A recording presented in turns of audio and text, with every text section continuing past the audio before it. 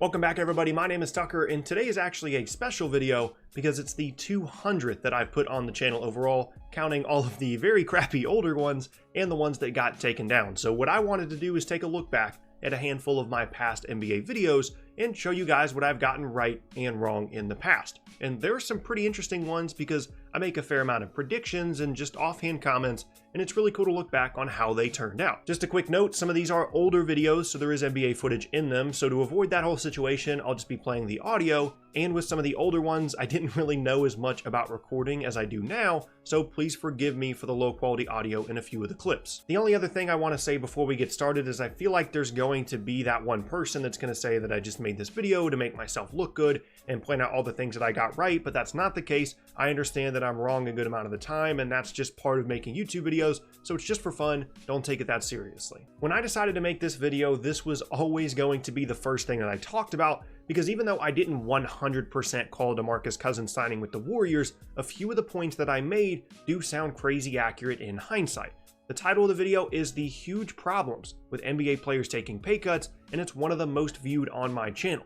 Basically, the conversation at the time and the reason I made it back in June of 2018 is that people were tired of the KD era Warriors being so dominant, and the case was being made that guys like LeBron James and Paul George should take pay cuts, like KD did when he re-signed with the Warriors, to join a team like the Rockets if they really cared about winning and wanting to compete. And this video actually has an awful like-dislike ratio, not because of the video or because of anything that I said, just because it was pretty controversial. But the ending point that I made was this.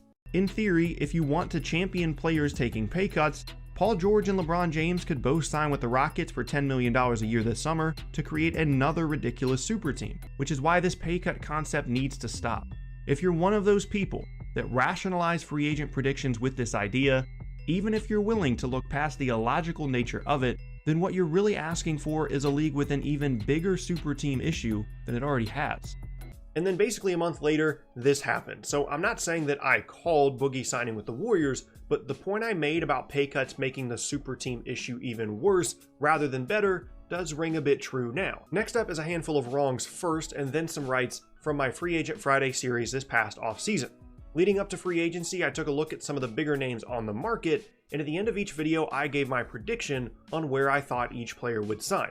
And just keep in mind that these were all made in May and very early June, well before the official start of free agency. First in the wrong category is Paul George, and I wasn't alone on this one in thinking that he would sign with the Lakers, possibly to join LeBron James. I was so sure of it, in fact, that I never even made a Free Agent Friday video specifically about George, because I thought it would be too obvious what he would do and it wouldn't be interesting at all. However, in a handful of videos I made about the Thunder, I almost always just completely wrote off the idea of him returning to OKC, and I got that dead wrong. The other two in this wrong about free agency category are DeMarcus Cousins and Jabari Parker. The Cousins one, I don't really think you can blame me for because nobody really saw him signing with the Warriors or any team for the mid-level exception.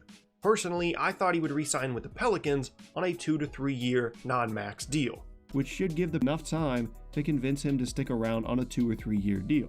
The Lakers are also pretty strong players here, and I wouldn't be floored if he ended up on some mystery team via a sign and trade. But ultimately, I think Boogie will end up staying in New Orleans, though anything could happen between now and the offseason. And lastly is Jabari Parker, and I got this one wrong in two different ways. First, I said I thought the cap for what Parker would sign for would be around $18 million, and I also didn't think there was any way that he wouldn't stay with the Bucks. Personally, I would try and sign and trade him for some cheaper complementary options or cap relief with a more sustainable approach in mind. But again, in the end, he'll likely end up playing for the Bucks next season regardless, and they'll end up trying to deal with the salary cap mess they've created in other ways. As it turned out, he signed for more than that, and with the Bulls of all teams, so yeah, I got this one wrong as well. But now we get to the two big ones that I got right in the free agency category: LeBron James to the Lakers and DeAndre Jordan to the Mavericks. Let's start with what I said about LeBron. The last team up is the one that I now think is most likely and is also my prediction for the winner of the LeBron sweepstakes this summer, the LA Lakers. First of all, you obviously have the prestige of the organization, but along with that, his family could have a big preference toward the city as well. They live in LA during the offseason, and if LeBron's family wants to live there full time, that would likely have a big impact on his decision.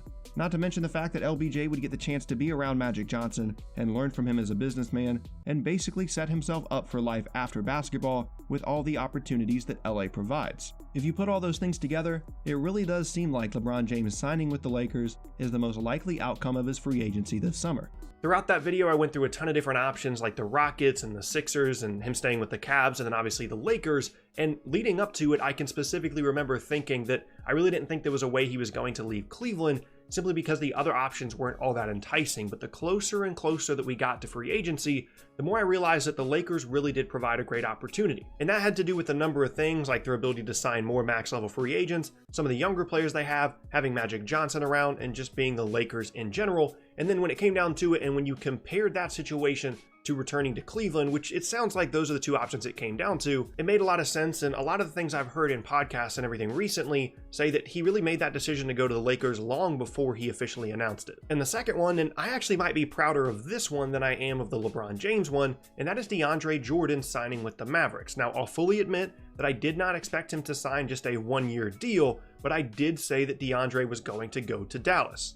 In the end, without a crazy change of heart by the Clippers in terms of their willingness to offer the big man an extension, I see the Mavericks as the most likely option for DJ this summer. In the video, I really only gave three options, and that was him staying with the Clippers, him being traded from the Clippers, or him signing with the Mavericks. At the time, a lot of people did roast me for this because they didn't think there was any way that the Mavs would have him back after all the previous drama that happened the last time that he was a free agent. But to me, it made sense. The Mavericks wanted to be good again. They wanted to try and move up in the Western Conference. They had some good players to surround him with, and they just really needed a starting caliber five-man. Again, I didn't think it was only going to be a one-year deal that was basically for the equivalent of the option that he held with LA, but still, I'm pretty proud of this one. And last up is a video that has the worst audio quality of any of the ones you're going to see in this video, and I apologize for that, but I came across this one from way back in 2017, and it's titled, "Why the Boston Celtics Will Be the Best Team in the East by 2018. My name is Tucker Daniel. Today we're going to be talking about how the Boston Celtics could become the Eastern Conference's best team by 2018 and a legitimate threat to the Warriors as the best team in the league. Coming into this offseason, the Celtics were already in a very good position to potentially become one of the East's best teams once LeBron's reign in Cleveland is done. However, their recent trade with the Philadelphia 76ers to trade down from the first overall pick in the 2017 draft has put them in an even better position to potentially defeat the Cavaliers in a 7-game series, even while LeBron is still in Cleveland.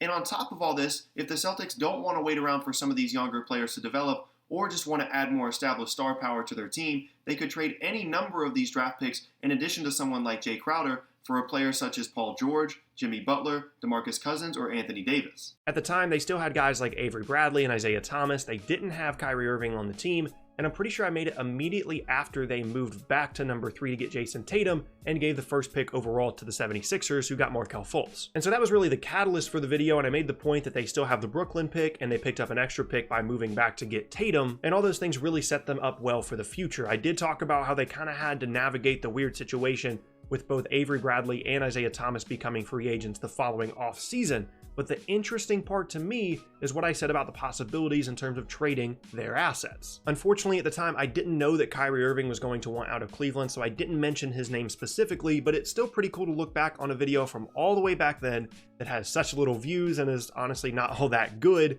but still has some really good points in it. And the last thing that I want to talk about are two things that come to mind that I've made predictions about recently that I think are worth keeping an eye on in the future. The first part is about my opinion on the top 2 players in the 2018 draft, and I understand that it is still way too early to make any kind of definitive evaluations about the players in that draft class, but I'm feeling very confident about the fact that I had Luka Doncic and Jaren Jackson Jr.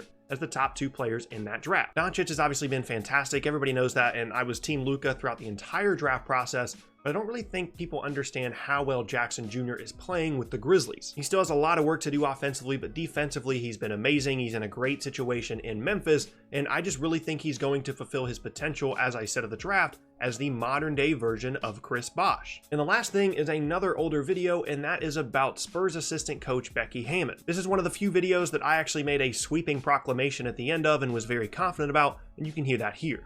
I feel confident in saying that within the next decade, Becky Hammon will become the first female head coach in NBA history. Now, I'm not 100% sure if she's going to end up being the coach of the Spurs, but I do think at some point she's going to be a head coach in the NBA, and I think it's an idea that's continuing to gain steam. And again, it's just one of those things where you look back on it and you watch one of the older videos and you think, wow, That was actually a really good point at the time. No, in no way am I saying that I'm some kind of fortune teller or that I know what's going to be able to happen or I'm right all the time, but it's still nice pointing out things that I'm right about as well as things that I got dead wrong like I have throughout the video. And that is going to be the end of today's video. I know it's a little bit different, but I just wanted to look back on that on my 200th video, and I hope you guys all enjoyed it. Next up on Saturday is going to be a trade rewind video, so be on the lookout for that. Once again, my name is Tucker. If you missed any of my previous videos, then be sure to check out the boxes on screen. Thanks again, and I'll see you all next time.